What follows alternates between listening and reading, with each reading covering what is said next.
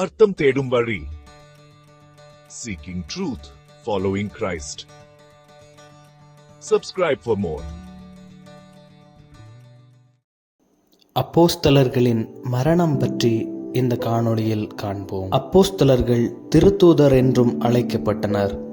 இவற்றின் பொருள் அனுப்பப்பட்டவர் அல்லது தூதுவர் என்பதாகும். இயேசுவின் 12 சீடர்கள் அப்போஸ்தலர் என்ற சிறப்பு பெயரை பெற்றனர். இப்பெயரை தம் சீடருக்கு இயேசுநாதரே வழங்கியதை மத்தேயு, மார்க்கு, லூக்கா நற்செய்தி நூற்கள் தெளிவுபடுத்துகிறது. இயேசுநாதர் தம் சீடர்களை வியாதிகளை குணமாக்கவும் பிசாசுகளை துரத்தவும் அவர்களுக்கு அதிகாரம் கொடுத்து தம் பெயரால் மக்களுக்கு நற்செய்தி அறிவிக்கவும் அவர்களை ஏற்படுத்தினார். அப்படி தெரிந்து அனுப்பப்பட்டவர்களுடைய பெயர்களை மார்க்கு 10ஆம் அதிகாரம் 2 முதல் 4 வரை உள்ள இறைவார்த்தைகளின் அடிப்படையில் காண்போம். 1. பேதுரு எனப்பட்ட சீமோன். 2. செபதேயுவின் குமாரன் யாக்கோபு. 3. யோவான். 4. அந்திரேயா. 5. பிலிப்பு. 6. பர்த்தொலமேயு. 7.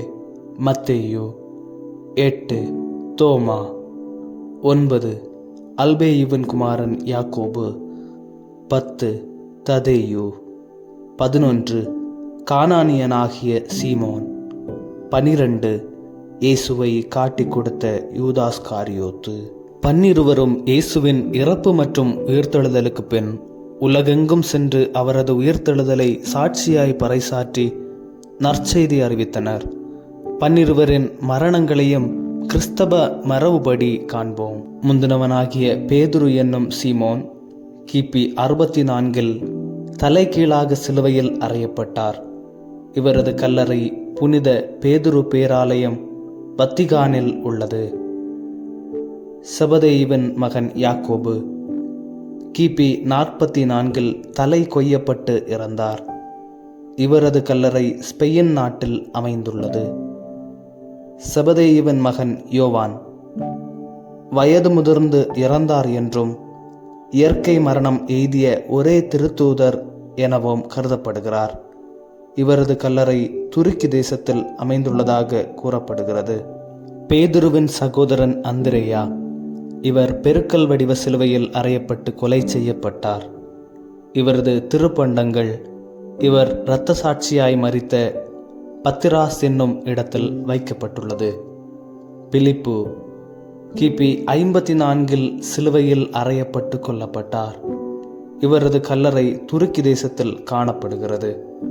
பர்த்தலமேயு இவர் தோல் உரிக்கப்பட்டு தலை வெட்டப்பட்டு கொடூரமாக கொல்லப்பட்டார். இவரது கல்லறையும் துருக்கி தேசத்தில் காணப்படுகிறது.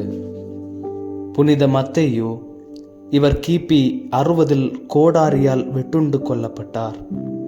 தோமா இவர் கிபி 72 ஈட்டியால் குத்தப்பட்டு கொல்லப்பட்டார். இவரது கல்லறை சென்னை சாந்தோம் தேவாலயத்தில் அமைந்துள்ளது.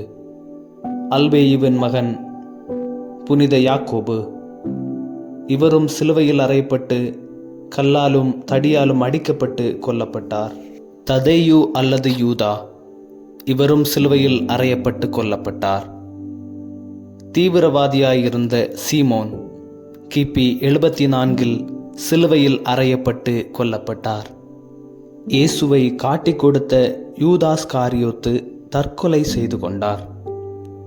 யூதாஸ்காரியோத்திற்கு பதிலாக தேர்ந்தெடுக்கப்பட்ட மத்தியா கல்லால் அடிக்கப்பட்டு தலை வெட்டுண்டு கொல்லப்பட்டார். இவர்களால் பரப்பப்பட்ட நற்செய்திகள் இன்று கோதுமை மணியாய் பலன் தருகின்றன. இவற்றை அறிவதின் வழியாய் நம் விசுவாச வாழ்வை தற்பரிசோதனை செய்து நற்செய்தி பணிக்காய் நாமும் நம்மை தயார்படுத்துவோம். அர்த்தம் தேடும் வழி. Seeking truth, following Christ.